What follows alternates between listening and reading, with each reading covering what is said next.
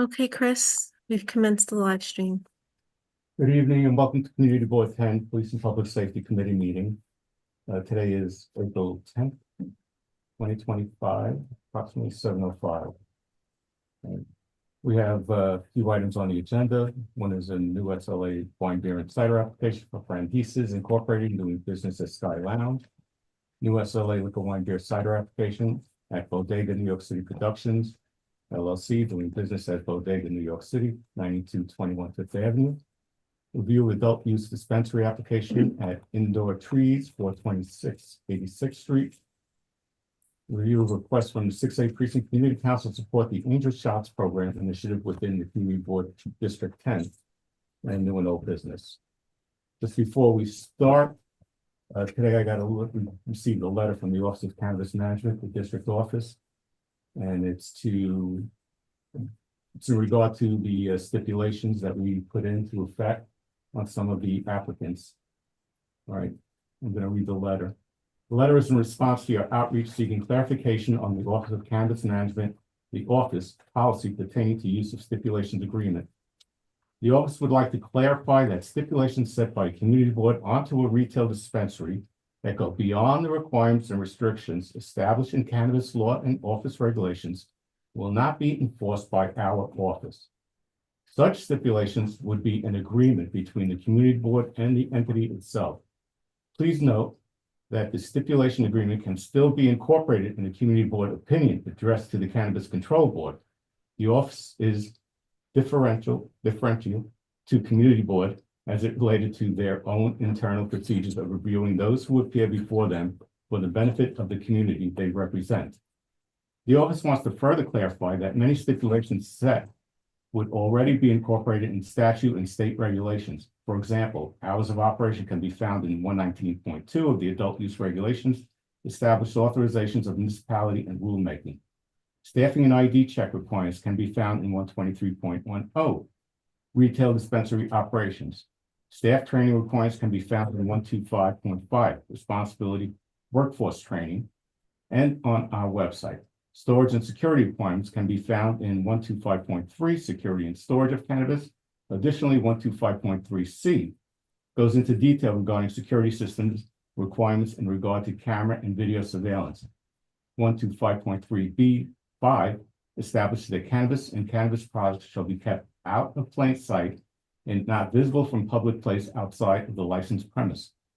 As these requirements are established in law and regulations, our office has the authority to enforce these regulations and restrictions.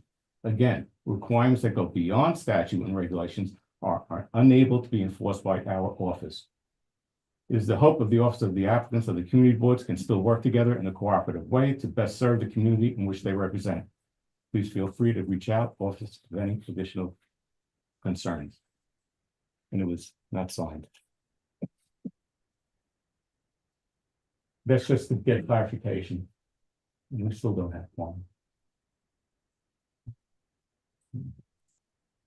So first item on the agenda. Oh, Lori is here, so we do have one. Okay, good. Okay. First item on the agenda is Frandises Incorporated doing business as Sky Lounge, 6709 Fifth Avenue. It's a wine, beer, and cider application. Is anybody here representing Sky Lounge? Let me just see on the participants. Sherry, are you on? Yes, I'm here. So the owner is also here, and The owner is with you? Is that Kama? yeah. Okay, I will promote him. He's on as a attendee. Mm-hmm. All right, Sky Lounge, you have your hours of operation are Monday through Sunday, 5 p.m. to 3 a.m. You have manager call, you have only background music, you have 43 seats and 12 tables. Correct. Any outdoor dining? No, No outdoor dining? yeah, no outdoor. All right. I looked up your certificate of occupancy.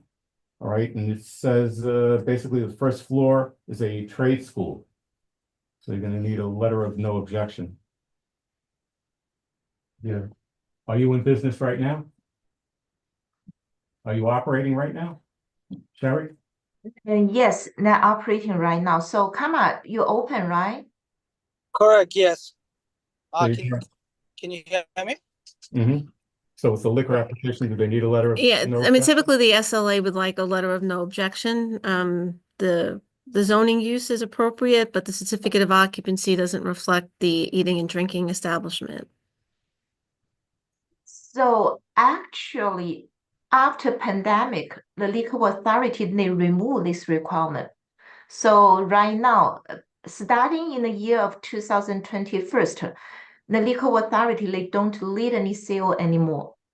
Okay. Because right now the business is so low, so the city, no, the state, they just decided anyone when they apply for the wine or beer license, they just issue the temporary permit right away, just within 4 weeks. And also they remove the requirement of the letter of the certificate of occupancy. Okay, so right now he's in business as a restaurant? Is it a hookah lounge or is it a restaurant? Pama, can you answer the question? Sure. It's a restaurant slash hookah lounge. It's a restaurant hookah lounge. Yeah. So they were grandfathered, right? So, so you've been operating for some time at this location? Couple of months already, yes. Okay, because the hookah licenses are no longer being issued. Only, those that are grandfathered in had to be licensed before 2017. So I was a little confused by that. No, we do have a hookah license on the previous owner's name. Are you buying the It's on, business? I do apologize. Let me clarify. It's on the previous owner that I got from. He has the hookah license which is on the corporation, which is on the Franchises Inc. And if you need, I can provide the hookah license. So the hookah license is under Franchises Inc., Correct. all right? So you're becoming the new owner and you're staying within the same corporation? I don't know how that works. Sherry? So actually, before I went to the store by myself, so I realized what they are doing. So I asked the owner, and he said he did have the license. So because when I apply for the liquor license, I don't need to have any proof, but I did confirm with the owner, and he told me it's legal. He got all those legal documentation. So if you need, I can ask the owner to send over to me and then email to you. Yeah, we'd like that. Right, because the administrative Mm. code says that a permit issued Mhm. pursuant to this section is not assignable or transferable. Okay. Where any person becomes the beneficial owner of 10% or more of the stock of an organization to which a permit has been granted pursuant to the section, if such person previously did not hold at least 10% interest, such permit shall immediately become void. Okay. So did he have 10%, as part of his corporation? I think that's something you're gonna have to verify. Yeah.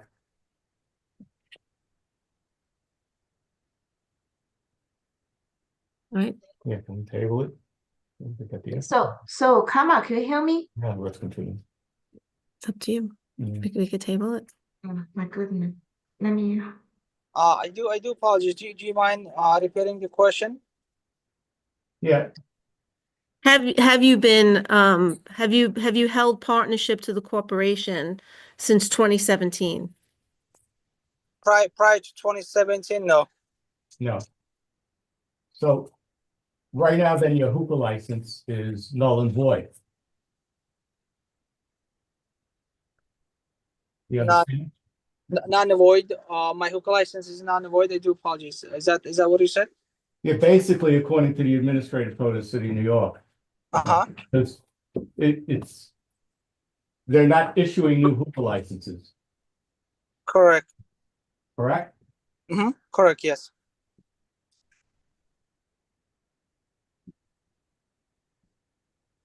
So does So- that change the method of operation? Right.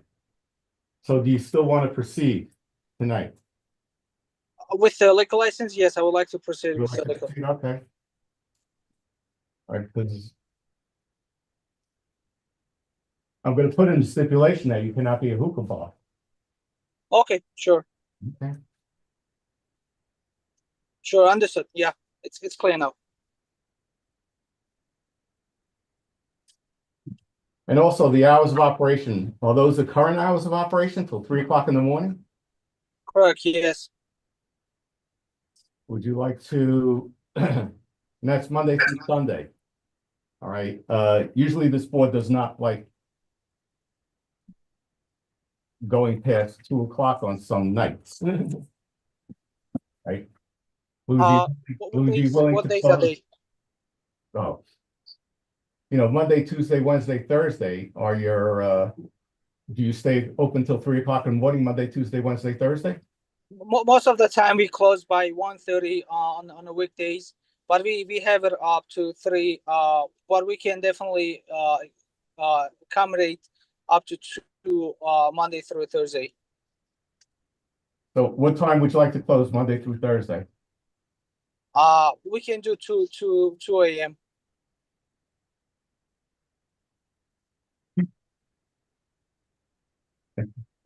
Friday, Saturday till 3? Correct, yes, if that's possible. Sunday? Sunday we can also update to 2 a.m. as well. Actually, if that's okay, let's keep it 3 a.m. If not, then we can do 2 a.m. All right. Any questions from board members for this applicant?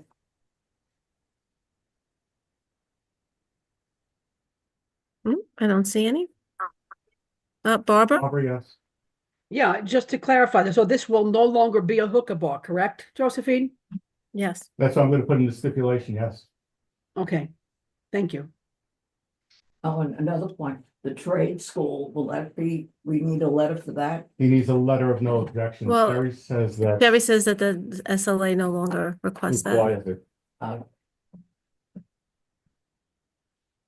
Any other questions from any board members? Any questions from the public? Okay.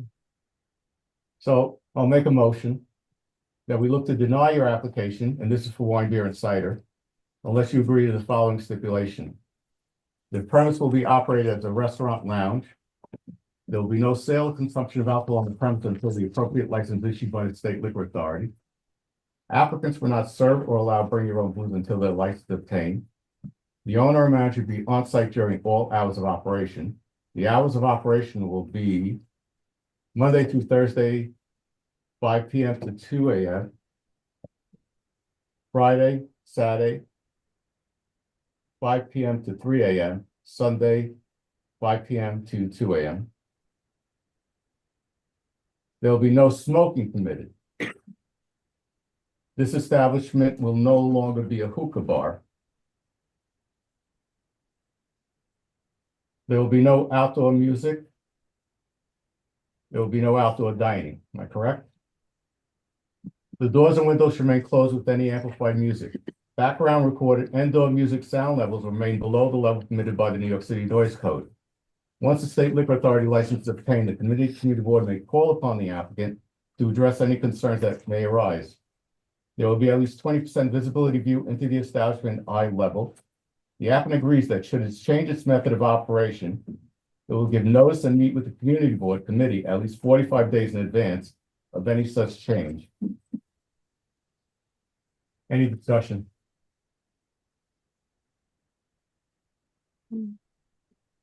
Lori?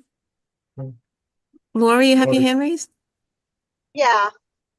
So, I mean, I am a little concerned about this, because they said they're already up and running as a hookah bar.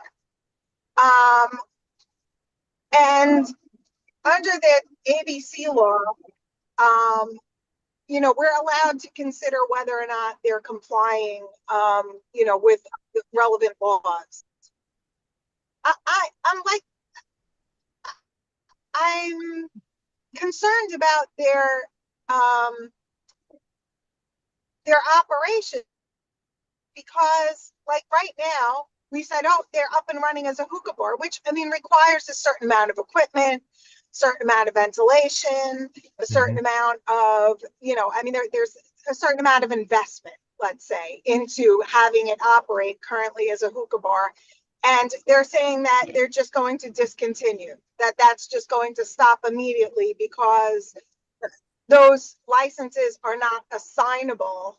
And if the license was issued to a corporation, if you transfer more than 10% of the interest in the corporation, it's not assignable.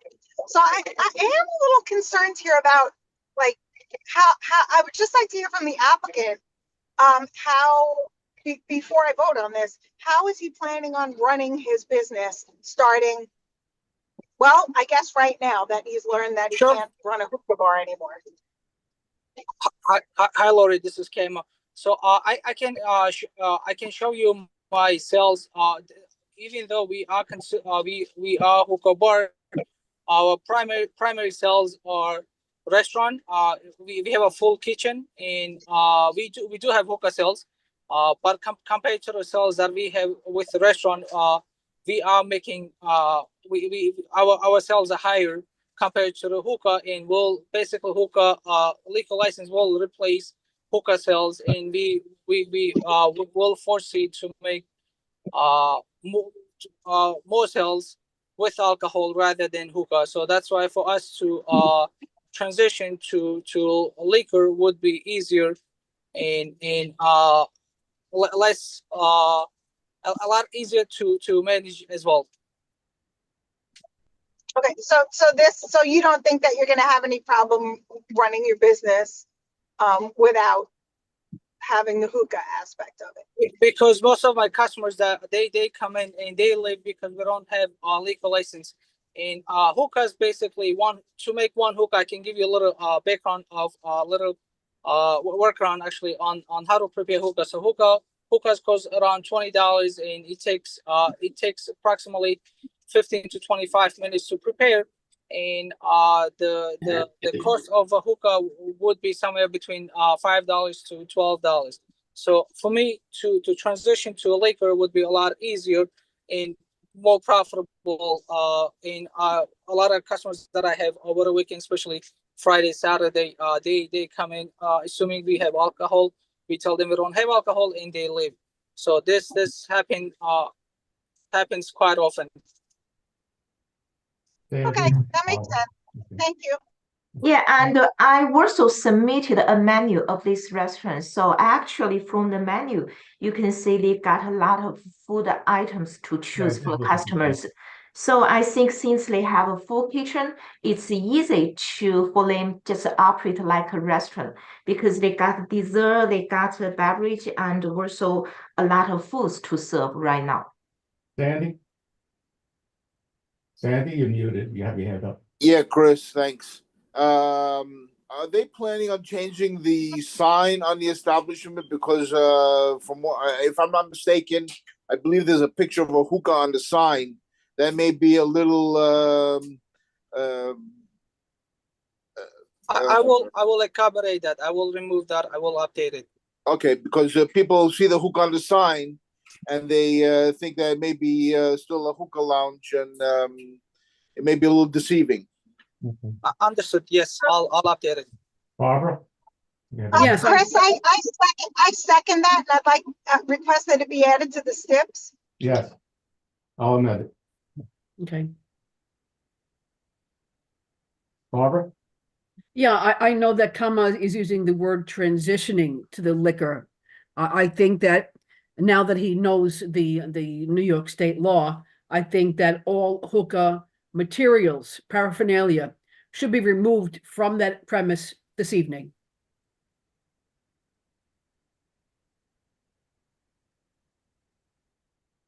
Did you hear that, sir? Mhm. Jerry? So I think maybe he didn't hear clear. I just got one question because the current owner, he purchased the company from the previous owner. So actually the hookah license is under the company, right? So since he purchased the company, why he cannot do the transfer of the ownership of the hookah license?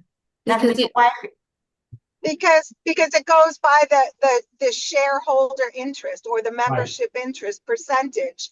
So if he only buys the corporate, he's technically buying the stock or the membership interest in that entity. And because you can only, in order to transfer the license, it can only be an up to 10% interest transfer, where he did not own. So basically more than 10% of the interest transferred. Therefore, it's sort of deemed like an arm's length, not like a, it's not deemed the same entity holding the license. So the law says you can't do it. they use the same EIN number. They never change any tax ID number.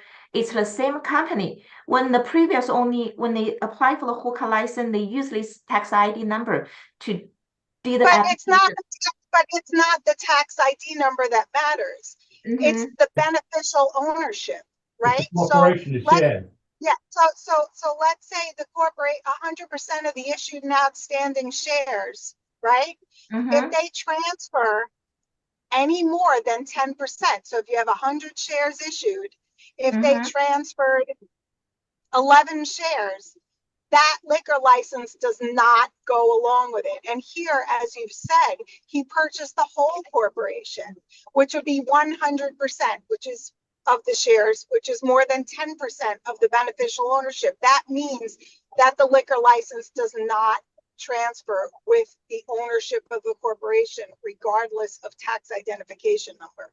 It's not that he doesn't own that entity, he does. But that entity's liquor license is no longer a transferable asset. Hookah, yeah, the hookah license. sorry, The the hookah hookah license is no longer a transferable asset of the company. Okay. So just to reiterate, the establishment will no longer be a hookah establishment. All hookah material will be removed. And the sign will also have the hookah symbol removed. Okay, so we will change the sign. We will remove all the rest of materials inside. Okay, no problem. Yeah. Okay. Any other questions? All right, I'll call the question. All those in favor, please signify. Aye. Aye. Okay, thank you. Okay, it's unanimous. Okay, thank you. All right, Sherry. Okay, thank you Very so much. much. Thanks. Good Thank luck to you. Okay. All right, thank you.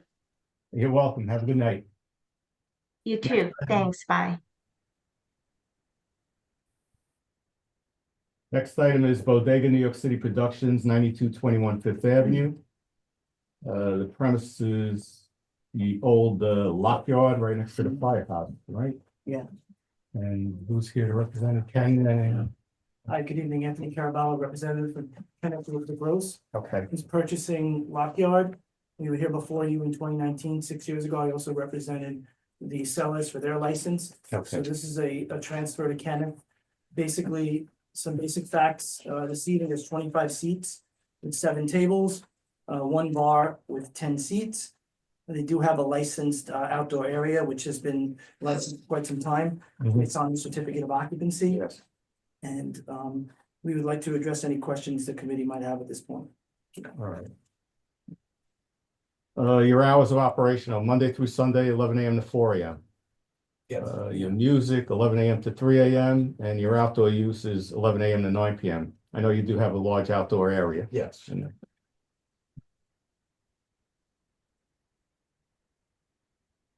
Like I was telling the other applicant, most of the problems in Bay Ridge happen between 2 and 4 o'clock in the morning. I completely understand. You understand? And All right. honestly, the older I've gotten, I actually realized I have no problem closing. We can I know. compromise on the hours. Yeah, I have no problem compromising on any hours that you would prefer. Because I know by New York State law, you're allowed to stay open till 4 o'clock in the morning, but like I said, well, I don't even want to. I know. At this point. And we would propose the same hours you gave the last applicant, maybe 2 a.m. and 3 a.m. Friday and Saturday. So, Yeah, I'm completely fine. with that. and your menu, Yes. What, you're just gonna have pizza and burgers or whatever? So initially, that's the plan to start out Yeah. until the place funds and he can get more of a full kitchen in there, Mhm. any more operation with more food. And music, are you gonna have a DJ or any other type It's of- probably live bands, more like what's it, cover bands. Mhm. Which the prior licensee had, it's on their license, we stipulated to that in twenty It's like- nineteen. Old school R&B, 90s, 2000s R&B cover live bands. And you'll have security also, licensed security.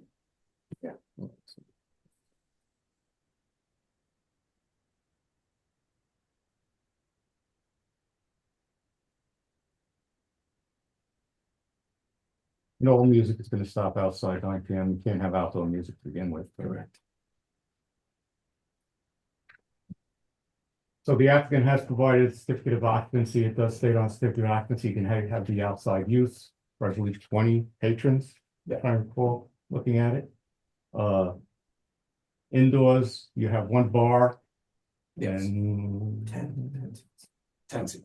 10 tables or 10 Well, seats? 10 seats at the 10 bar, 10 seats at the bar, right? 7 tables indoor, 25 seats. Right. Okay, that's my notes. No, I can use it. Who is gonna be the tenant upstairs? It's still gonna be the previous occupant, the previous owner? They're moving out, I'm moving in a friend, Okay. or it might be me. Have there been any adverse history? For this establishment, no, they were about 13 311 calls in a 3-year time period, but it was nothing significant, Nothing yeah. significant taken care of. All right. Any questions? Ruth? I need clarification of the outdoor area.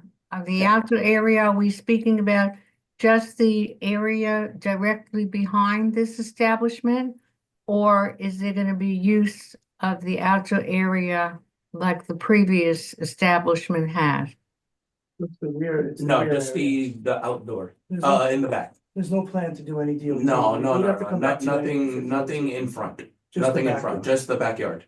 So I've been to the Lock Yard, and the outdoor area is about, I'd say 20 seats, like 4 or 5 tables. And you do have an enclosure for the winter that you use? Yes, Are you gonna be and I'm using also that? gonna be doing, for the winter, greenhouses Mhm. with, like heated lamps. And next door, I believe, is a firehouse, and it's cinder blocked Yes. up wall, and the other wall is cinder blocked up also, Yes, and the rear wall.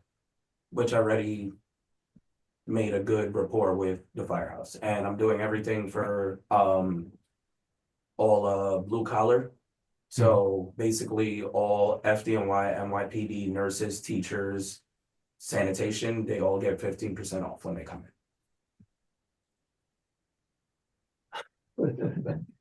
I'm basically Any- making any Metro cards questions? for everybody, yes. Alright.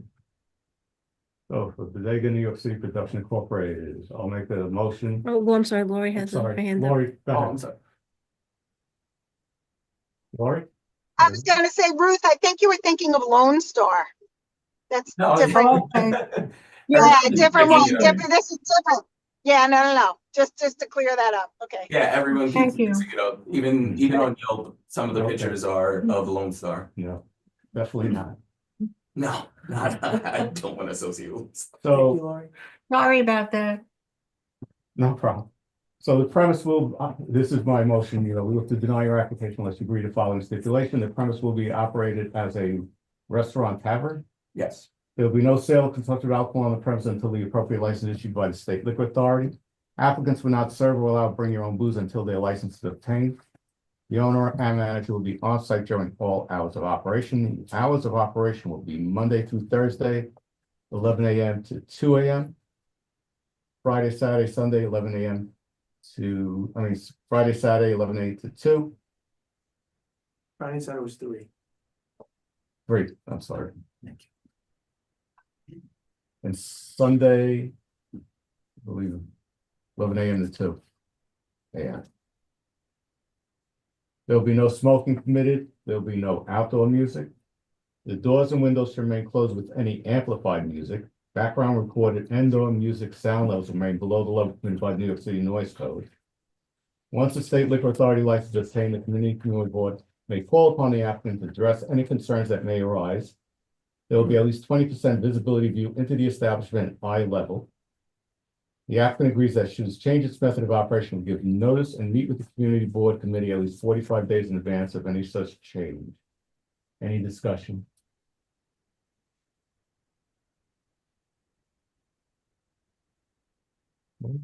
All those in favor? Barbara Rosen? In favor. Sandy, I'm in favor. Barbara? Yep. In favor. Okay. And thank you so much. Good Thank luck you, to you, guys. Jack. Having us, guys. Have a- Genuinely appreciate you guys. Thank you so much. Thank All right, we'll see. Have a good night, everybody. Thank you. You too. All right, Thanks- take care. Thanks for calling.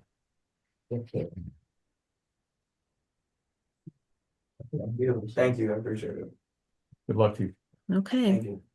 Next item, indoor trees, 426 86th Street. It's a retail cannabis dispensary. Is the applicant on? Jerry Viana, Yes, Yeah. I'm Asiati? Diana. Mr. Viana, Yes. Also here to help represent Jerry. I also have three colleagues coming. Jerry's one of the partners of the new establishment. I just want to say a quick word. Thank you for allowing us to be here. I would like to address and answer any of the questions that you. okay, who are you? Sure. I'm one of the part of the management team for indoor trees. Okay, and what is your name, sir? My name is Arif Sheikh. Arif Sheikh, Yes. Sheikh. Sheikh, the family says Sheikh, but it's really nice Sheikh. Thank you. Thank All right. So this is for 426 86th Street. Your hours of operation will be Monday through Sunday, 9 AM to 11 PM. Yes. And Jerry, you have 51% stake of the establishment, and Weston Asiati has 49%. Correct. Is he gonna be the manager? Yes. Okay, that's on the application. You did give me a business plan, correct? Correct. Right, the business plan is for a place in Manhattan, 584 8th Avenue. Correct. We're using that business plan for both locations. They're using the same business plan. Correct. And are you owner of that establishment in Manhattan? No, I am not, but Wasim is, my other partner. He should be there any second. We're the partners. You're the partner? Hello. You're a scene? No, Wasim is on his way to working. My name is Yalda. I'm one of the managers. Hi, Fazia here. I work with the management team as well. I also brought some, I don't know if you already pre-printed out. I just brought some. All right, and so Jerry, you hold the card license, correct? Correct, yes.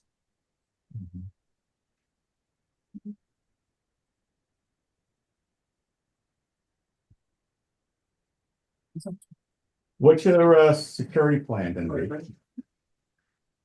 Are you gonna be using licensed security cards? Your, What's in? yes, I'm Jerry's partner. Apologies for being. no, it's We okay. were on the virtual and just switched right over. That's all right, good. I could ask you. You asked about security? Yeah, security. Yes, we'll be using licensed security. Like how many people? One or two people, one at the door, IDing everybody Mhm. in, and one additional on the sales floor. And what type of system, are you the manager of the one in Manhattan also? Yes, I manage all the dispensaries I'm partners in. Okay, now, under this license, how many establishments are you gonna have? Just one for now. I Just think we're only allowed one under this license. under this license, you're only allowed one? Yes. So 3. They said that years ago, but they got rid of that. They did get rid of it, all right. Probably know more than I do about it. So what's going on with the one in Manhattan then? We've been open for almost a year now. It'll be a year in about a week. Okay, so then you're gonna be using a different license for this. Yeah, it's a establishment. different license, yes. Okay. Because your business plan has the one for Manhattan, Right. on 8th Avenue. Right. How is that establishment being run? Any problems? No, I've been retail my whole life, so, Mhm. you know, it's pretty much the same thing, but there's more rules in terms of OSAM regulations. But so far, it's been pretty smooth. A fun environment to work in. Now, are you gonna be within, I know you didn't answer this on the question, 1,000 feet from another dispensary? Did you look into that? Yeah, so far we're clear unless someone applied before us, but we wouldn't know until OSAM gives us, Mhm. tells us someone else did. Yeah, because someone does have proximity protection on 86th Street, but they have, I think it's on Third Ave, maybe? No, No, no. on 86th Street. but I haven't been able to look it up because they took down the website I have the map, I have the OCM map that shows. that shows it. Yeah. We would have applied it if there was someone. 465, I think it Yeah, is. only it was the opposite side of the street. Huh? It was across the street. Yeah, it's across the street. From us, on the same, within the same blocks? Yeah. On the same. 465 86th Street, I think it is. 460. It was Brooklyn Smokes. No. No, no.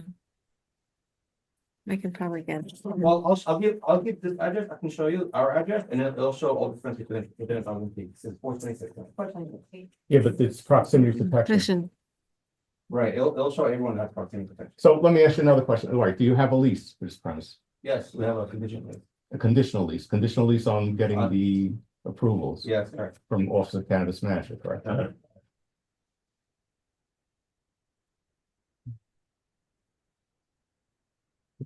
See, the Office of Cannabis Management took down the website where I was able to see the proximity protections. I believe they had a lawsuit going on, so they took it down. so they took it down. I have it here, you wanna see? Mm. Like to see it? Yeah, So, just give me 1 second, everybody. Go ahead. I put the address 426 86th Street, Brooklyn, New York, and then Yeah, right, these are all the establishments, but the one I'm talking about, they haven't opened yet. I don't know if they're still pending. well, we're gonna find out, hopefully soon, so that's what we're waiting for on our end. All right. You're not 500 feet within a school, 200 feet within a house of worship No, on 86th Street.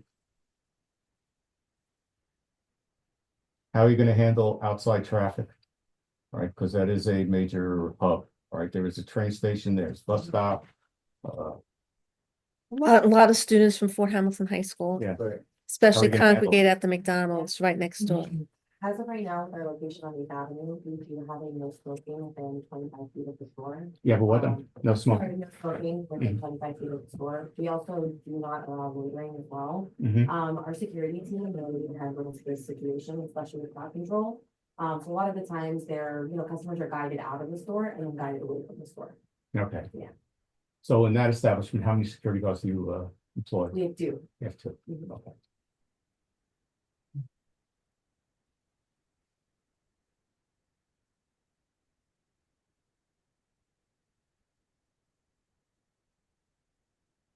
And what type of security plan, meaning cameras, et cetera? Sorry. Cameras, as far as security? Yeah. So, we typically have about 2 to 3 cameras on the front of the store. On the sales floor, we have roughly about 6 to 9 different cameras. Mhm. Our POS systems have cameras on top of each register. We're expecting about maybe 4 to 5 registers in this location.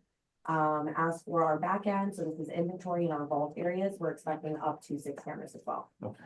We do have a security plan as well that I could send over to you. Yes, Yeah, we'd Put like up to with a see. 90-day backup on the camera. yes. Mhm. Footage. No, I know you gave me a floor plan. What was this establishment, a bank? A bank. Apple. Any questions? Excuse me, it's very difficult to hear the people who are not at the table. I think they're We'll speak up, sorry. Yeah. further from the audio. Okay, thank you. Any questions? I have a question. Ruth? I don't understand why we couldn't get a security plan, a business plan with the name of this and location of this establishment on it. I mean, you're going through all this trouble to apply. It doesn't seem proper to me to have a business plan that has the name of a different location. It has the same name, it's a different address in the plan. Yeah, okay, so it's a different location. Does it not say 426 on it? No, No, that's the that's old. 584 8th Avenue. Okay, That's fine. I guess it was a mistake on our part. yeah. Barbara? Yeah, we really couldn't hear anything about the security plan. Could you just reiterate what she said, please, Chris? Yeah. He's saying he's gonna be using cameras, the POS system, 2 security guards. Gonna move along the loiterers, no smoking within 20 feet of the Okay. establishment. We also have standard operating procedures that are already. Closer. Sure. This is the mic here, that's why, Gotcha. I'm sorry. Hi, I just wanted to mention that we You do can have sit down. standard operating procedures that are already in place at our current location. And so we've built out our SOPs for this location as well. So everything is standardized. So if there is any question of that, we could have those sent over to you as well. Yeah, and then this is like one of my questions, Chris, is that, they have plans from the other business, but even in the submission to this, when I did plans, you at least, you don't just cut and paste. The room can be different. You put a different business name. I just don't want it to feel like, we had that from last time, let's just throw it in. And I think that when you come before a community board of the city of New York and you really want your own, a new business, that at least the establishment could have been, changed on the piece of paper so that we know that you're working with us, because we represent the residents, and we just don't want, a chain after chain after chain. We want people who are going to work hard and care about the property and care about our neighbors, especially that there are basically students that are outside there. Absolutely. If I could just make a comment to that, I think with the success that we found with our current location, the way that we've mitigated, crowd control, the way that we've mitigated, the fact that we've dealt with harm reduction facilities in our areas along 8th Avenue. We've been faced with a lot of different, what we would consider problems that we've been able to maneuver through is why the basis of our business plan for future locations does come from our experience with 8th Avenue. 8th Avenue is not an easy feat. We are in near Times Square. We are dealing with all types of folks walking up and down the streets, whether it's the community or it's tourism. But I absolutely understand your feel for community. I understand your feel for maybe more, I guess, specificity when it comes to what your neighborhood is looking for. I think that we tried to do that with how we edited and changed our wording in the business plan to match the neighborhood. Granted, Jerry is, he's a neighborhood man. He's from out here, so this is why we wanted to make sure that, the business plan follows what it is that he would like to represent in this community. So I hope that there isn't too much confusion on why some things were taken from what we used on 8th Avenue. Lori? Hi, so I have a question for you. Really, I guess on this application, but I'm just curious, and also just for information and maybe some education to the board. When you said on 8th Avenue, you ran into some obstacles or maybe, glitches or whatever problems that you needed to tweak your plan to overcome. I'm just curious about what types of problems did you run into and what modifications did you make that you found were helpful to address them? That's actually a wonderful question because we kind of touched on it a little bit earlier in terms of crowd control. I think that was the number one issue that we were running into. Because of where we're located on 8th Avenue between 38th and 39th Street, we're constantly dealt with, the loitering, folks wanting to, they grab their pre-roll, they maybe have bought a vape. And especially in that area, I mean, I'm not sure if you guys are familiar, but, a lot runs rampant around there. There's the issue of homelessness. There is the issue again of the harm reduction facilities that are around every corner. And so you have people that are off of other substances in the area. So crowd control was one of the first things that we dealt with, dealing with our 8th Avenue location. And the first thing that we put into place was having that no smoking rule within 25 feet.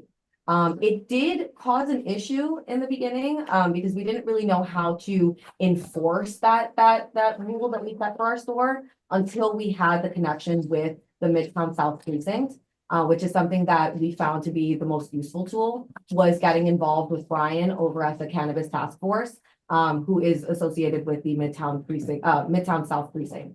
So one of the things that we want to make sure that we're doing with this location as well is making sure that we're involved in that way. Having connections to the precincts that are available in this community and making sure that they know of our presence and understanding how we can utilize them when it's necessary. Oh, we lost them. Hold on, I'm sorry. No, that's okay. Thank you. That was very helpful. Thank you. No worries at all. We just lost your video. We'll be back in a second. Somebody hit a plug. I'll look at the other camera. Oh, there you go. Next, I'll look this way. I could put this camera on. Sandy? Thanks, Chris.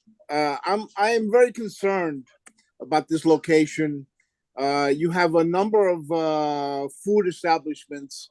You have McDonald's right next door, and a couple of doors down, you have Wendy's, and a lot of the kids from schools, especially Fort Hampton High School. If you're familiar with this neighborhood, after school or even before school, you have a lot of kids in these establishments.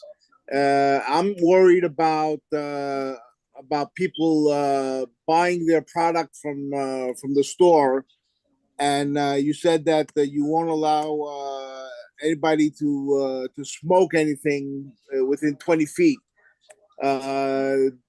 That to me is problematic, because you still have a lot of kids there, and for them to walk into these food establishments and to walk out and to smell this product is problematic to me. Mm-hmm. Yeah, the area is a transportation hub. You have the train station, bus stops. Mm-hmm. You have the buses going to Staten Island over there. And when school is dismissed, it's a mob scene. Yes. Yeah, and if you look at McDonald's after school, it's packed jammed with kids, and you're right next door to this establishment. Mm-hmm. This is very problematic. I don't know how you can address this. Well, I mean, the one thing that we want to highlight is our security team, right? We can control what happens in our store, and we can control what happens directly outside the vicinity of our store. I think working with the community and having an understanding of how this can appeal to the neighborhood in terms of the children in the neighborhood will help us mitigate this situation. Maybe there's a way in which our signage, or maybe the way in which our facade is being presented to the neighborhood as well could maybe mitigate that situation. But I would love to take more pointers from you guys and understand where we can help out. I'm not really concerned about the signage. I'm more concerned about your clientele using outside of your establishment, because McDonald's is right next door to you. That is going to, the odor of your product is going to emanate into that business, and directly outside the business, and you're going to have kids inhaling the secondhand smoke. Yeah, that's completely understandable. I guess in that situation, what I could think of as a remedy in this moment now, though I would love to give it more thought instead of just, on the fly right now. But definitely to remedy that situation, I would say building a partnership with the neighboring restaurants. I mean, if we can all agree on, and I think this is just better for our streets in general. I mean, technically OCM does not like, public cannabis use. And that is something that they are very adamant about, and we see this given our location on 8th Avenue. So if we could maybe build a partnership with neighboring restaurants and, you know, the neighboring McDonald's, and set forth just a maybe a block wide sort of situation where we could say we don't want the smoke, we don't want to contribute to the smoke in the area. I'd be more than willing to. I know the owners would be more than willing to as well. But like I said, I don't want to give you an on-the-fly answer as well. I'd love to do more research and have a better understanding so that we could find a, you know, a compliant remedy. I'd like to have if you can keep me on the loop. I'm a community board member, and I'm concerned as that. But on a personal matter, I am also the owner of the building of McDonald's, so I really don't want my tenants being affected by this as well. Right.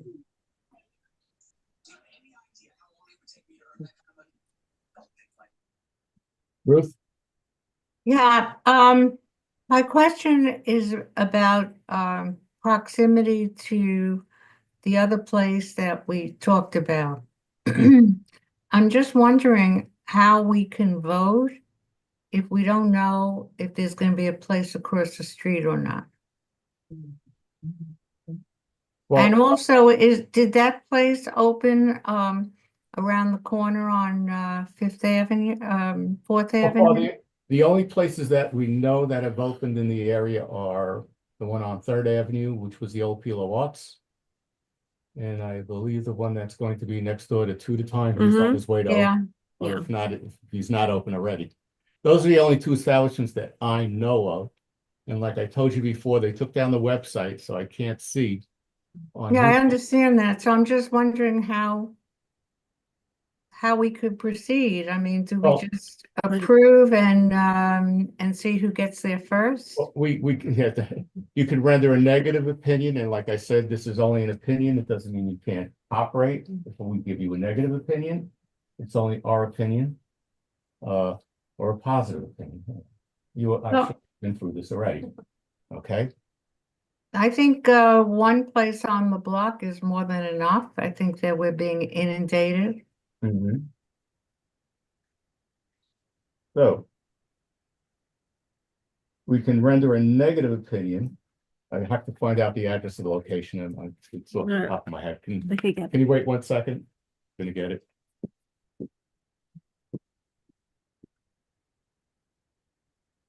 Because it's in close proximity to another dispensary that already has. They already had proximity protection. Right. All right. And that was another bank building also on 86th Street. It was closer to 5th Avenue, if I don't recall. 455 86. Yeah. What was it in Brooklyn? Higher Brooklyn? All right, there. All these names, I forget them.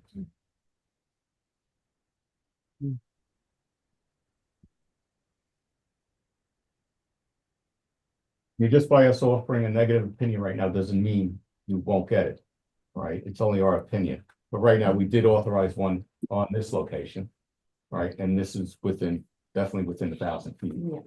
Right? That's how long ago they applied? I have a file. I would say probably 10 months. December 21 of 23. If it's been 10 months, there's a good chance they moved on. But they should have at least gotten proximity approval. Yeah, but the Office of Cannabis Management never notified us. Right. Of them withdrawing or moving. Right. Lori has a hand raised. Lori? So I know that it's hard for us to do this, without the map at our being available to us to review. But Chris, just in that little quick calculus that you did, or your inexact calculus, as the case may be. So how many establishments, do we have sort of around this area? Because I understand that we are only advisory, and we're only advisory in just about everything that we do. But one of the things, the cannabis statute is written using the same language as the alcohol beverage and control statute, which is that it has to be in the convenience and advantage of the community. Correct. So, and the reason why that language is there in part is because of exactly this circumstance where, you know, in the ABC law, where so many liquor licenses are being issued that neighborhoods are being inundated, and they decided, hey, let's give them a voice to say, hey, you know what, we don't think that the neighborhood would benefit from another establishment. So similarly here, although we are only advisory, we can give that opinion. However, I'm finding it hard to weigh in on that because we really have no idea whether or not we will or will not have these establishments within proximity to each other. So, you know, while, you know, these people sound like they're really, you know, I mean, they're experienced and, you know, they may be a good partner in the community, you know, it is a valid point that, you know, Ruth and some others bring up. Hey, but maybe we just don't need another one. So my question is, do we have any information that may assist us in that, in determining how many we've got now? Not necessarily fully granted, but that, let's say, we've passed on and said, that are still in play, that we've passed on and said, okay, you know, the board, you know, we vote in favor, and how many are still out there and pending, you know, in this vicinity? So when I look at the notes from the Office of Cannabis Management, when they do the voting on authorizing the license and the location, they only give the corporation name. They don't give the location. So a lot of times I'm trying to go through remembering what the corporate name is. Right. And since I believe they have a lawsuit going on now and they're looking to change some of their regulations. Right. And that's another subject I was going to bring up tonight. Right. That the Office of Cannabis Management is looking to change some of their regulations and they're having public hearings on it. And some of those changes are quickly, instead of 1,000 feet to 500 feet, you know, depending on the needs of the community, that type of language. Because they did have a lawsuit recently, I believe it was in the Finger Lakes region, where they were authorizing retail dispensaries less than 1,000 feet, less than 2,000 feet from each other, and there's 20,000 in population. And the loss, they did have a lawsuit, and that's why I believe they took down the proximity protection map.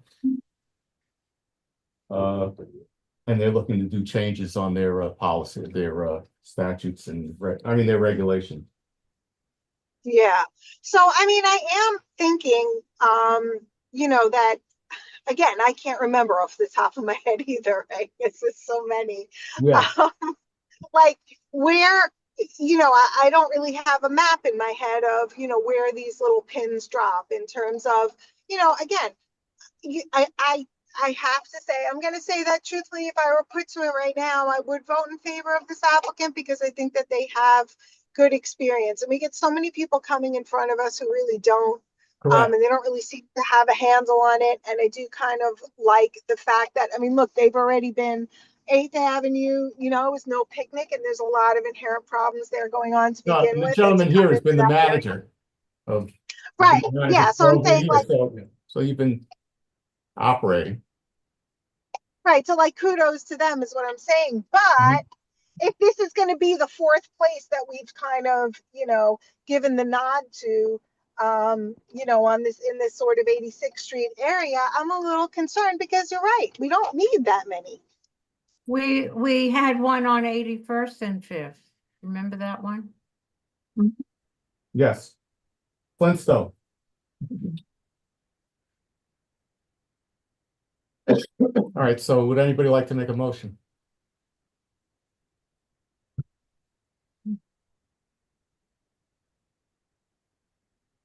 Chris. Go ahead. I think it's difficult for us to render a positive decision for this location, only because we do have other locations that have come before us.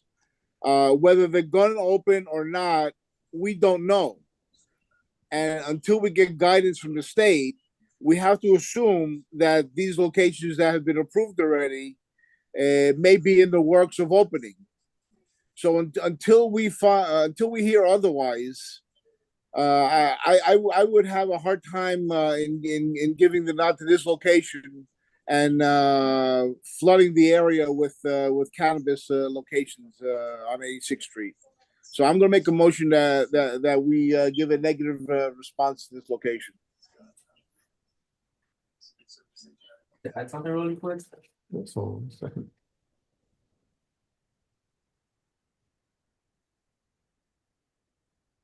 So your motion is to render a negative opinion at 466 86th Street.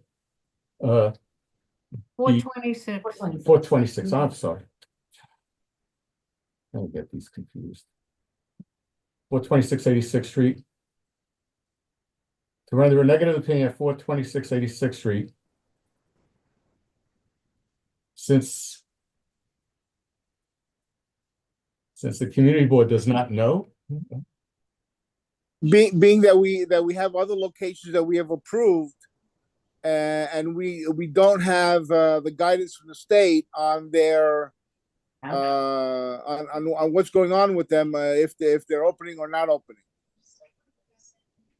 If we approve them, we have to assume that they may be in the works and we don't know about it. Mm-hmm. And then we give a positive response to this location, and all of a sudden we've flooded the area, and they're competing with each other. No, but can I say something? We're not gonna open up. If there's a store opening across the street, we're not gonna be opening up at this location. Yeah, the Office of Cannabis Management is going to tell you no. Yeah, so Yeah, Lori, you have your hand up. I do. So, if I may, right. So I don't know which thing to respond to first. Okay. So the Office of Cannabis Management won't let them do it if they've already, if someone else is already opening up across the street, but we're still dealing within, their radius, right? So the current radius, which is being considered to being moved to a 500-foot, but we don't really know. But notwithstanding, yeah, I'm sorry, go ahead. No, that's they're bringing that up, right? Right, but right now, but you could submit comments up to May 19th, 2025 on that. right, but right I'll read that now, later. nothing's changed yet. We're not at that 500 Right, we're not at foot that level. juncture. Right.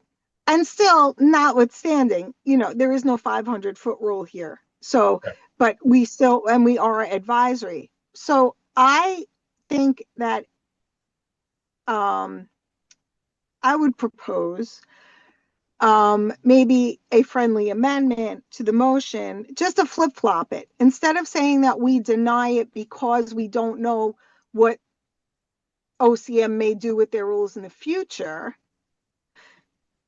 saying that we approve unless,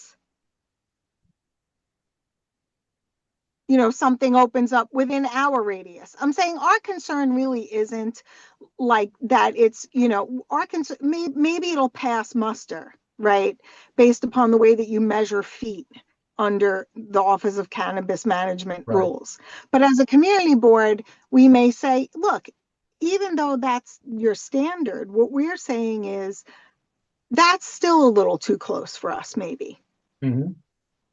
Right? So maybe we could say, well, we approve unless, another dispensary opens up, within, and we pick a number of feet that works for us, right? Which would really exclude maybe the 2 surrounding blocks or 3 surrounding blocks. Do you know what I'm saying? Yeah. Instead of saying we deny because we don't know what you're going to do. So we seek to give them a positive opinion unless another dispensary is within 2,000 feet radius. 1,000. Well, I don't know if it's within 2,000 1,000 feet, I radius. guess it's whatever. It would be 1,000-foot radius. I don't care. We could say, we don't have to say how many feet. We can say whatever we want. We can say 4 blocks, Yeah. right? You know, I mean, if that's what the board is comfortable with. All I'm saying is, I think that that is more like us rendering an opinion, because I think that they might give credence to, because we're saying, look, as a board, we don't want a concentration of dispensaries, instead of saying, hey, we don't want to vote now because we don't know if the law will change. I don't really think that OCM is going to be receptible to that, because they'll say, look, the law can always change, right? You know, so it's basically what Sandy's saying, but maybe flipping it and tweaking it a little bit, if that's okay with you, Sandy, because you made the motion. Yeah, that's okay with me, Lori, Chris. Okay. So then Lori, that's a friendly amendment. You've made a second. So we could approve it, unless another dispensary is within a 4-block radius. Okay. In a way, that's a given. You know, like it was No. said before, they won't allow it. I mean, I could put a stipulation in and see if they take it or not. Yeah, but the way that they measure feet Yes, is different. So it's not really, I think it ends up being shorter than Yeah. right? Right. correct. It would be. Mm-hmm. Yeah. I think that we should just address the fact that there have already been X number that have opened. There have been X number that we've given our approval to, and the neighborhood does not need that many.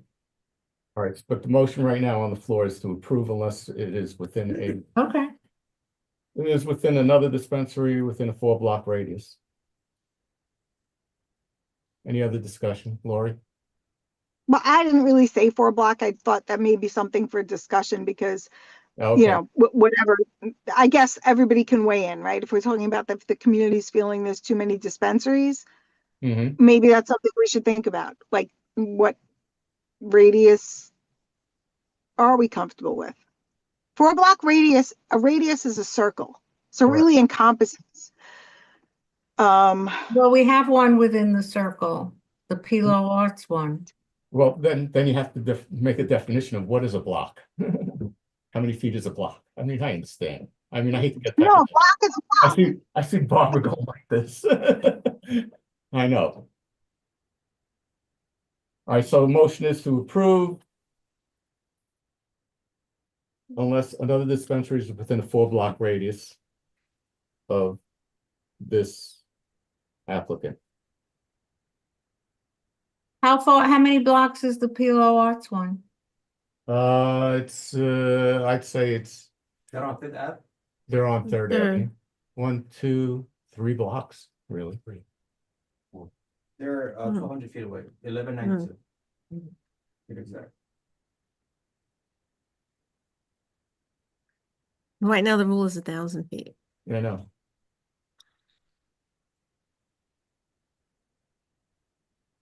So So if the This- concern is the 86th Street location and Right. one other nearby, then Correct. I think the 1,000 feet is I think 1,000 feet would probably be the best That's way, and right. that's the only way they're gonna be receptive of it at the Office of Cannabis Management. Lori?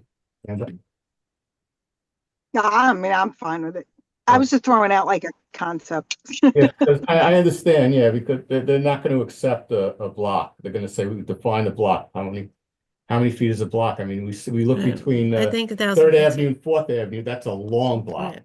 Then you look between my mother's block, 85th Street, between 7th Avenue and 10th Avenue, that's a very short block. Yeah. No, I've got you, but I do think that, you know, like Ruth's suggestion of just including, you know, the language, just explaining why, which I think Alright. they'll definitely understand, is that we feel, you know, we're ending up with Okay. enough. Yeah. All right. So should we So vote? it's to render a positive opinion. Okay. Any other discussion before we take a vote? All those in favor? 1, I'm in favor.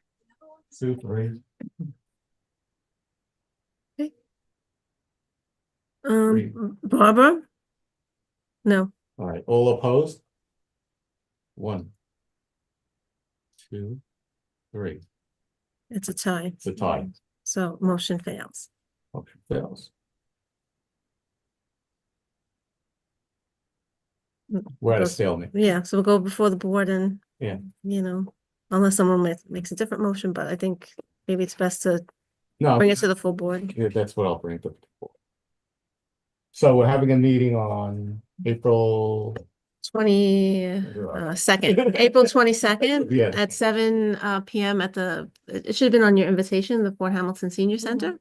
okay, Okay, we think you should attend. Okay. Okay. I'll be there. all right, thank you. Thank you so much, guys. This is All good. right. I appreciate Okay. it. Okay, Okay. good luck to you. Thank All you. right, bye-bye, thanks.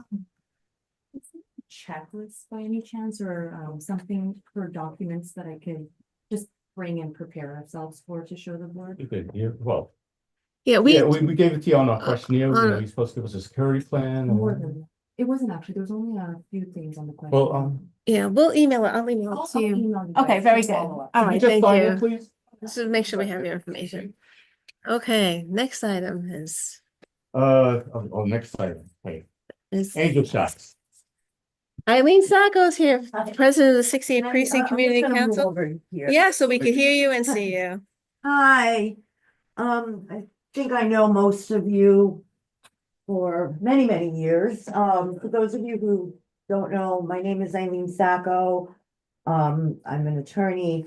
I was the president of the precinct council for a long time. We were very active with all the organizations. I left and, a couple of months ago, and no one's more surprised than me. I am now back as president and trying to kind of, you know, do our wonders, you know, get the, you know, with the precinct and the different organizations and whatever. So, one of the things that we're gonna, actually present to, the bar owners, you know, in the confines of the precinct is a program called Angel Shots. We didn't create it. If anybody throws Angel Shots in Google, a million things will come up. It's in different, locations all over the country. It actually started in England. And basically, what it is if you're in a bar or restaurant and you feel uncomfortable for some reason, someone's following you, or you're on a date and, you know, possibly a blind date and you're getting the creeps, or you think someone might have put something in your drink, or whatever the reason is, what you can do is you can ask the bartender for an angel shot. And that is a discreet way of saying you need help. And in other jurisdictions, we've simplified it. What they have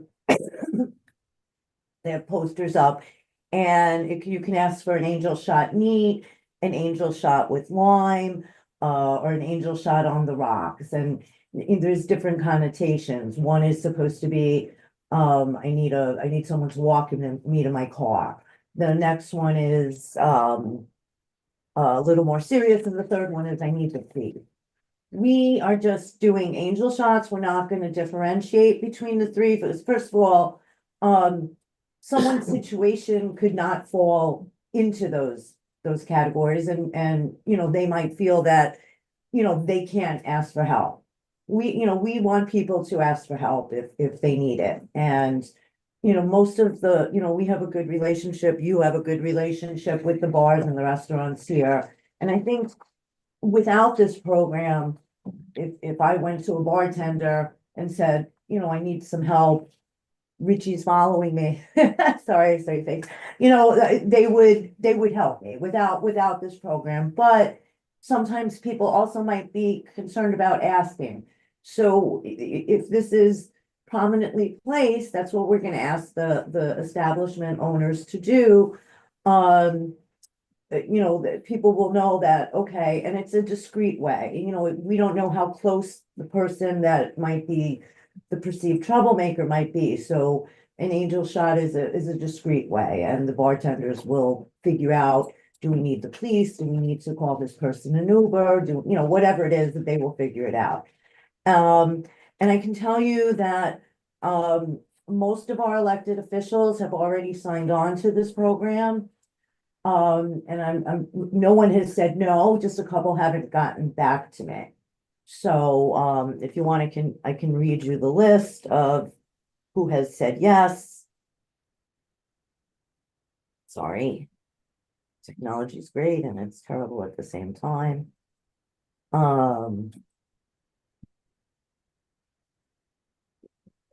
So far, Justin Brennan, Alec Krasny, Michael Tanusis, Susan Zwang, Nicole Maliatakis. And we've been, I'm pretty sure David Carr, and Stephen Chan are with us, and I'm just waiting for the others, but no one said this is a terrible program, no. It's just, you know, it's, you know, back and forth and getting the right approvals.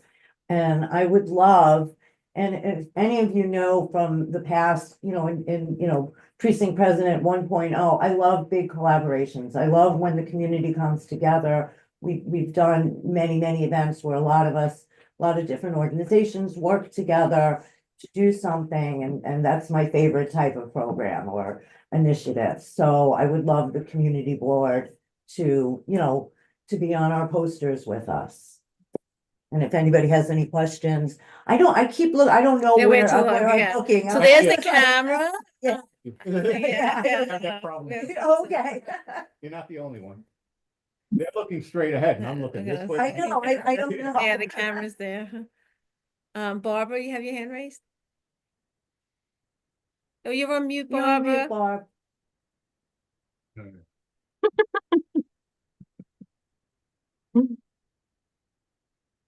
Still on mute. Can you hear me now? Yes.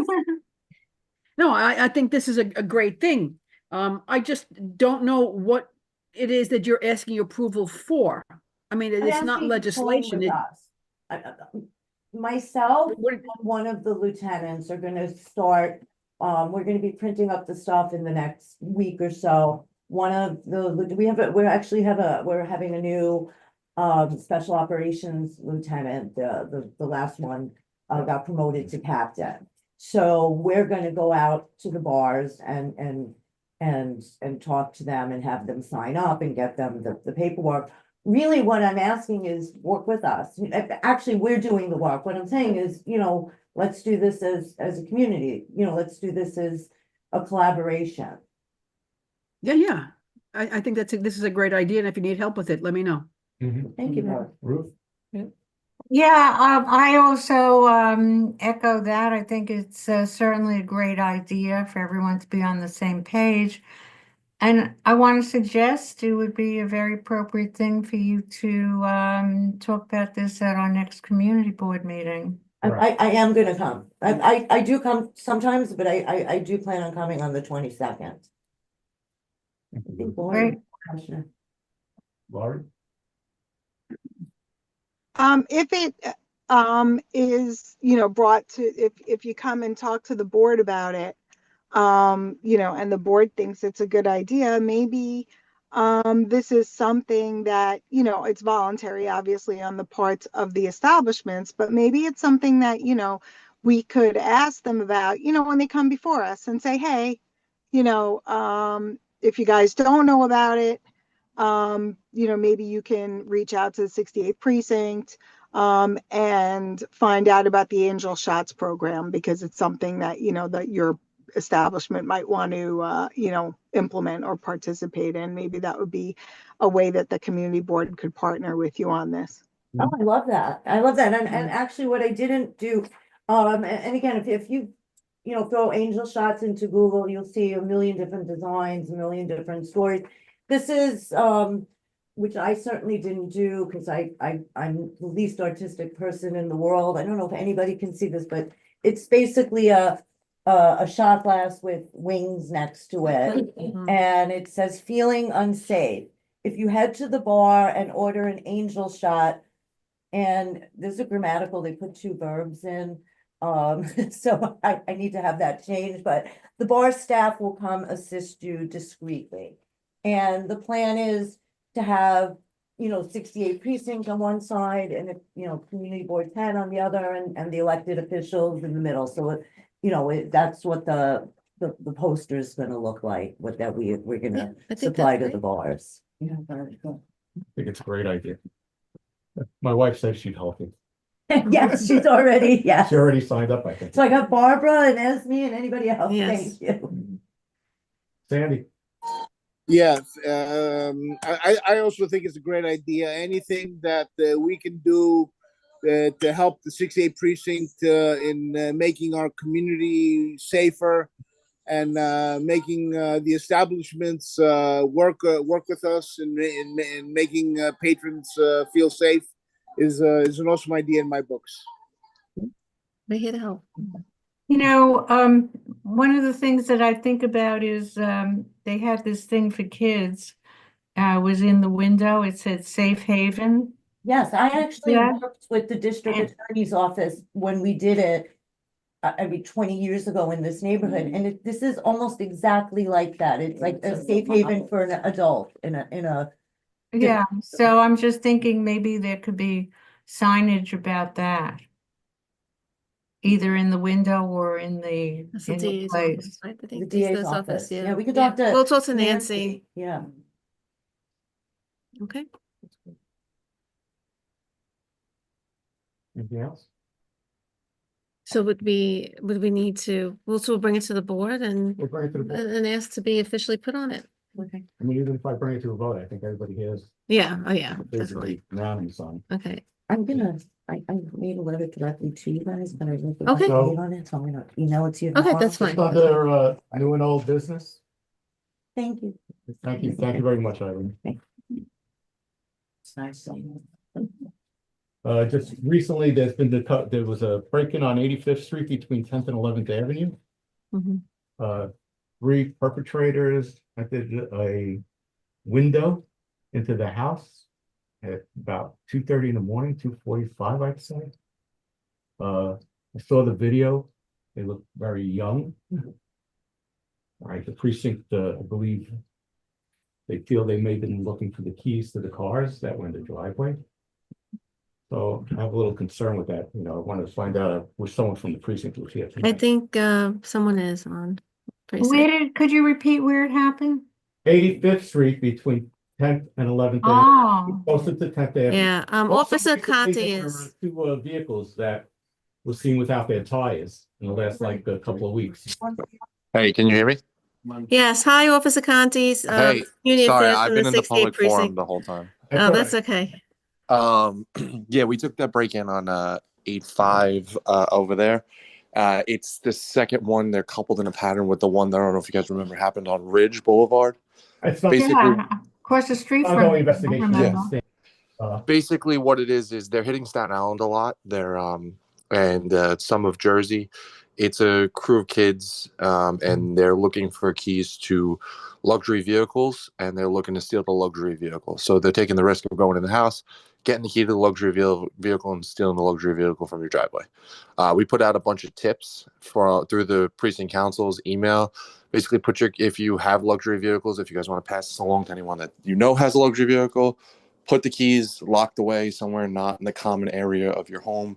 Update your security systems. If you have a Ring or a Wise or something like that, make sure the battery's charged on it. Light your porches, light your side lights. Make sure all your lights are working. And if you see anything, I know that we're in the age of social media, and a lot of people like to put the videos and stuff on Facebook or call the precinct directly. Call on this situation, call 911 immediately, because we don't want any type of delay in, you call the precinct and the precinct's got to reach out to the sector and the sector's got to get over there. If you call 911, it's the fastest way to get us there. And in this situation, it'll really help us close this out and, get these guys put away and charged for their crimes. But we've only seen 2. They are really hitting Staten Island. Their main focus is the Staten Island area. In Brooklyn South, have you been seeing a decrease in patrol strength? As far as getting new cops and Are recruits. your sectors covered? Is what Yeah. I'm saying. We're definitely, our manpower is definitely back up to cover in all 4 sectors. Mhm. All right. Because I know I used to be a platoon commander in the 8-8. And some nights I didn't have enough officers and 2 officers had to cover 2 sectors, so that's why. No, we actually just got a bunch of guys back from the summer violence. It's out.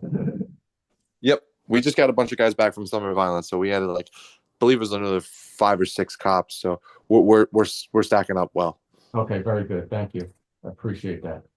And you guys are doing a good job. I'm going to say that. All right. You know, it's not your fault that these things happen. Thank you, appreciate it. Some of the laws out there right now. That's my opinion. You wanted to speak? Can I speak? Someone, just sit over here. Sure. Just over the microphone, get it. The mic is here. Yeah. Yeah. My name is Michael Marinakis. I am the owner of that home that was invaded on 85th Street. It was at 3:40 a.m. It was 4 perpetrators. They seemed to be armed to me from what I saw on the camera. I appreciate the police, Peter Conti, the report that they were young. I don't know if that makes it worse. I think it does because they were very reckless. They were trying to bust someone up for 6 minutes. I have cameras, I have locks, I have gates. My cars were in the driveway. I have 15 cameras around my house. They were staring right into the cameras. No fear at all. In the weeks before, we've complained about the cars on milk crates, and we've asked for more patrols in the neighborhood. I'm up at night. I had never seen not one police car drive down my block ever. I have my neighbors and my family here.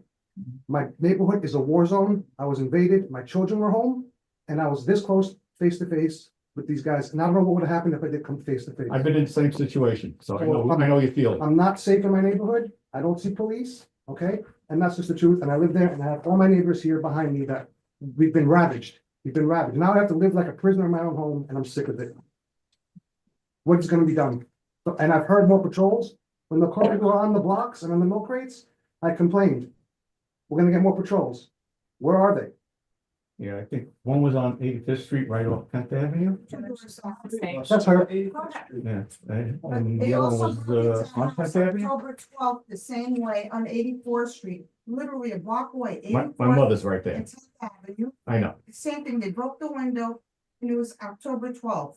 Same exact thing, Yeah. not even 6 months ago. I'm very concerned. So something needs to be done. Chris, if I jump in real quick. Closer? No, I just want to say, my 94-year-old mother lives next door to these lovely people. They have lights like Shea Stadium, an alarm system, a dog. What else do you do? I mean, like, what else do you do? I mean, they have 4 children in the house. My mother's next door, 94 years old with an aide. They were how close to my mother's? They ran through her Right, driveway. they ran through the driveway. I mean, this is. We were the 4th break-in of the night. Yeah. I mean, According to the police officers, we were the 4th. The 4th that night. Yes. Not all in the same precinct. No, from Staten Island to Coney Island to my house at the end, Grand Finale.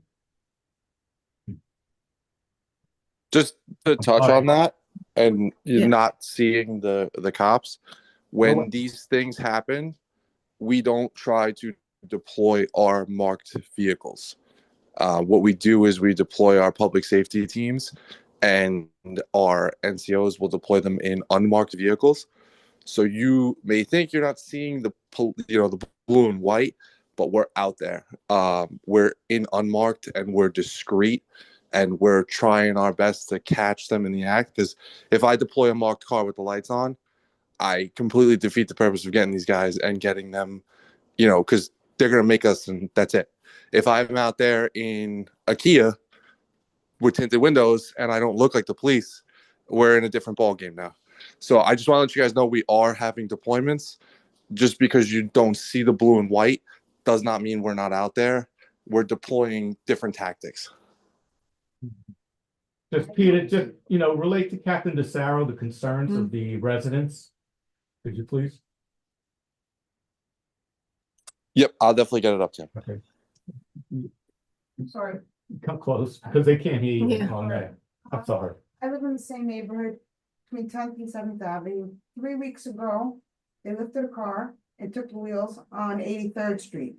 3 weeks before that, they took them off of my car. Last week, they took them off a car on 85th Street, the same block as this home invasion. These people have upgraded their crimes. They went from stealing the wheels to now they're breaking into homes. And I'm kind of scared. What's gonna happen next? Are they gonna lock us in our homes and tie us up and kill us? So it's a main concern for everybody who lives there. We can't walk down the street because it happens, the break-ins anytime during the day. You can't leave your car in the street, you can't leave it in the driveway. And I know you say there's undercover cops in the area, but these things happen the same time every night, every other week, within a 4-block radius. 84th Street, they broke into our house while they were sleeping on the corner of 10th Avenue. Yes, 2 days ago, it happened to him. They stole 3 cars' rims within 3 weeks. So it's like every week, they're not afraid. They're not afraid. We're afraid. So I don't know what us tax-paying citizens who take care of our garbage, who pay our taxes, who support the community a lot, are supposed to do. Tell us what we're supposed to do, because we don't know what to do. So we need guidance from the community. We need the, right, I mean, we could We invite also to the. have a monthly right. meeting that. Yeah, we'll be there. Yeah, Yeah. I don't know if you have the information. Well, but, the precinct commanding officer attends personally. I mean, we have a relationship with him as well. We will share, I mean, Officer Conti's here. We will certainly, the community board will be speaking to Captain DeSaro, express the concern. I mean, even in a broader level, asking for an additional resources. Because clearly, you know, from what you describe, I knew about the one, and what you're all talking about tonight is certainly understandable, and the need for a visible presence, additionally. I think we understand what you're saying, right? I apologize. I want to make a comment too. So sometimes I bring this up about crime being up, okay, whether it's on social media and conversation with people. And the kickback I get is I know crime is down. Look at the stats. And no, I understand. And I apologize to you guys. No. It's not, I just want to be on record saying that about 2 years ago, I was staying in Brooklyn the other night, middle of the night. I hear pop, pop, pop, pop. I grab my wife, throw her down to the ground. It didn't sound like fireworks. We look out, we see somebody running, and I guess he was shooting at somebody. Cops came, all that stuff. And then I hear, and I won't mention any names, I hear someone, an elected official, say that there have been no incidents of shootings or whatever way he phrased it. So is it to my understanding, am I right, that if the police do show up and there's nobody on scene, doesn't get reported? The police, even if there was a bullet hole in the brick of the building, doesn't get reported as They a- made it unfounded, is what you're saying. I don't know the And- terminology, yeah. but when I hear that, you know, Right, kind of. basically, they responded and nothing was going on at the time and there was nothing there, Correct. all right? But- But someone say there's a bullet hole here? I mean, there's a. I don't know. You know, where I understand what you're saying, So I'm just curious, why? because Why I've been in happens? those situations also, all right? It's frustrating. It's very You know, frustrating. And I get called. And I'm not a statistics No, no, person, and it's all right? not- One crime to one person is too Everybody. much, Right. all right? And if it happens to you, I don't care what your statistics say. I'm gonna be honest with you, I wasn't going to say anything, I didn't come here for this reason, but. No, I I understand. see everybody getting more upset. I own multiple businesses with my family, all around. Since, and I have a great relationship with precincts in these areas, I do not blame them. We won't, without being said, we know. Over 40 robberies I've been through. And I don't call the police anymore. It doesn't work for me because by the time they come in, I know they're not catching them. By the time they come in, first uniform comes in, then detectives come in, then forensics come in. So by 2 o'clock, I'm done. So not only did I lose the damage to my store, the money that they might have taken from small change registers, damage to the registers. So my point is, I don't call anymore, and I get ripped apart when I say I gave up, and they say, well, it's not our fault, you're lazy, local guys, that you don't call the police. I can't. I have to clean up the glass, see if I can get a register or 2 working, so I can resume my day. Mhm. So I don't lose more money. And if it happens once in a while, cost of doing business, I understand. But now I feel like this is the norm, that I have to say, well, it's the cost of doing business to be robbed 40 times, to have my employees at 8 o'clock in the morning, feel somebody coming through the door, smashing the rent. I'm gonna stop, but I think you get the idea. I got the A idea, lot but, of times. but my concern is when someone burglarizes a home, it's you're in your own castle. New York State does not have a castle doctrine. So if you shot him, you would go to jail. Hands I'm down. gonna tell you. He's, I know that. All right, Yes, young teenage boys in there. They could have gotten up and testosterone flowing and thought they were trying to help their family. I mean, we know, I don't think I should keep going. I think we all understand. No, We understand it, and I'm not gonna solve the problem. No, I understand. I'm not gonna be able to. I know. I don't have the power And I'll leave it or there, authority. I I want to be can understood. say that they are very aware of what's been going on. They Yeah. are trying Brooklyn South, and I mean. That's why I was asking about patrol strength, all right? No, I understand exactly. Because the precinct was down in patrol strength, all right? They're back up. I mean, honestly, Recruiting cops today it's is a hard. problem. They're down in patrol, right? They're down in force. They don't have qualified immunity anymore, so if they touch someone, they get sued. I know it's. They're hard for me to afraid. Even say I'm it, not I gonna feel tell bad for you, them they're too. not. You know, but I also feel bad for my family, for my Of parents. my- course. Oh, absolutely. So it's a double-edged sword. If I say something, then there's people that tell me, oh, well, you're kind of saying the police aren't doing their job. No, I'm not. I know what they go through. I see it. But the fact of the matter is, as Michael said, I don't see those blue and whites. And when I was a kid, I was a horrible driver, okay? And I only stopped getting tickets, let's say, because I knew there was police around. I knew that there was repercussions. And again, not something I really need to tell anybody in this room. But I hope that if there are people listening to this, the right people, that they understand, and that I'm not gonna just stay quiet anymore. I'm gonna come out and say it. And I'll come to the meetings. We got social media. But I can't do it anymore. I think everybody here has just had enough. And I don't know, maybe, how do we put pressure? And I know that the board members on the Zoom aren't seen, but we do have a room full of residents here, and they've stayed the whole meeting, and we're your neighbors. And These neighbors. I mean, Yeah. do we honestly, let's say if we try to fix the problem ourselves, do we start a fund and fund a private security patrol? I mean, I see sometimes in some areas they have a car or two. They have neighborhood watch. Pardon me? Neighborhood watch. A neighborhood watch, Yeah. so to say. I mean, I have no problem with that. If that's what it takes, I'll contribute a little bit. I'm sure there's plenty of residents to contribute, and not everybody has to contribute, but Well, that's something I would ask you to coordinate with the precinct, right? I mean, it gets a little tricky with like Right. living and stuff. I mean, Exactly. I'm a lawyer, so that's like, you know, that's Yeah. the first thing I hear. I'm pointing in the right direction and I'm Yeah. there, and I'm sure. That's something you would coordinate with the People that The precinct. reality is it started with people stealing packages, other people stealing cars, they're stealing windows, they're breaking windows, now they're stealing into homes. And we live here and we're scared. What do? Do we move? Because if we're not getting help, we're gonna move. Is that what, this is what our officials are telling us, they can't help us? You have no rights, not even in your own home? We need to know what is gonna be done. We want everybody to think about it because you have 8 residents here, you're gonna have more at your next meeting. Yeah, Ruth? Yeah, I'm wondering how we compare to other neighborhoods in the city. Are we unique? I don't think so. no, Well, I'm just wondering, then it becomes I you mean, know, a bigger like I issue. said, crime is down statistically. And but I understand. Okay. I don't have to say any more about it. One more thing. For like 2 months, that area, we all have to live a certain life because of the light situation. We have strangers walking on the property in the backyard, going to the bathroom, throwing garbage. And there's strangers all over the place, and that's unsettling. I have a car in my mother's driveway for years, and my mother's 94 years old. It's my car that I leave there because I don't want, because she's in the house with an aide, and I don't want people to think there's no one home. So I'm leaving this car in the driveway for no reason other than the protection of my mother. And now it's like, it's so unnerving that my mother was like 20 feet from these people breaking into the house. No, it's It very really is upsetting. very, very upsetting. Very upsetting. And we shouldn't have to live like this. And that's why everybody's leaving. We're like the holdouts in Brooklyn. That's how I feel. We feel like Yeah. we're being Right. pushed out, Right. because where do you go? I'll go to a safer neighborhood. It's unique because it's easy for these burglars and thieves because they can hop onto the Verrazano.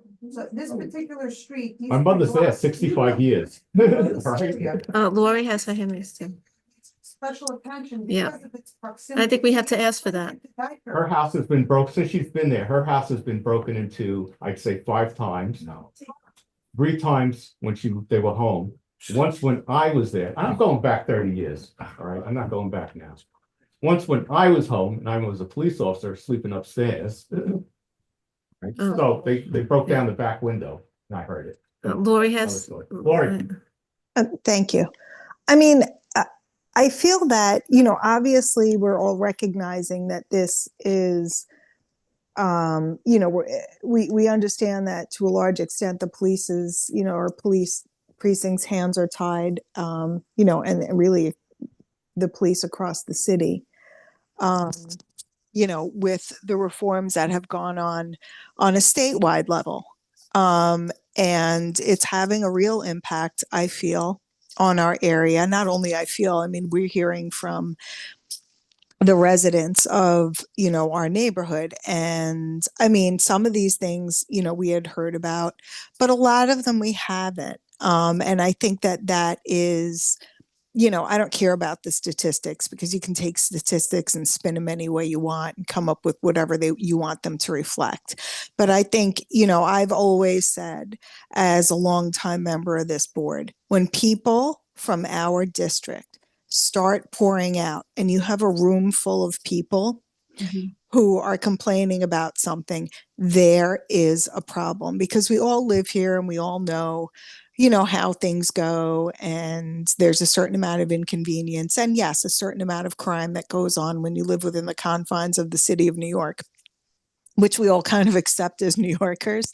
But I feel like, you know, it's getting to that level again when there is a problem to be addressed, and being that it is the community board's role to liaise between the residents and the elected officials, be they either local or even on the state level, because we do have state level elected officials maybe we can bring this to, because it's a problem and it needs reform, and it's not just in our neighborhood.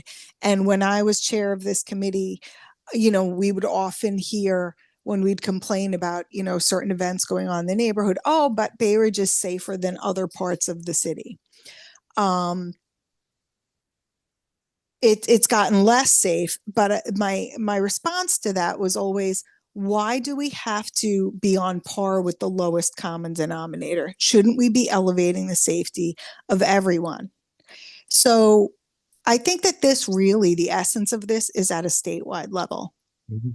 And I think that, you know, we bring it to our commanding officer, and I really think that they use the resources they have to the best of their ability within the confines of the law. So maybe we can liaise this with some of our elected officials on the state level that represent our district and see what we can do about, you know, these repeat, you know, some of them are repeat offenders is what we're hearing a lot, and see maybe what we can do there, because our police force is not being given the tools it needs in order to get the job done. There's no question that these acts are against the law, and there's no reason why these people should feel so emboldened. And the reason why they do is because there's no consequences, I feel. So maybe that's something we can do that might actually help. I don't know.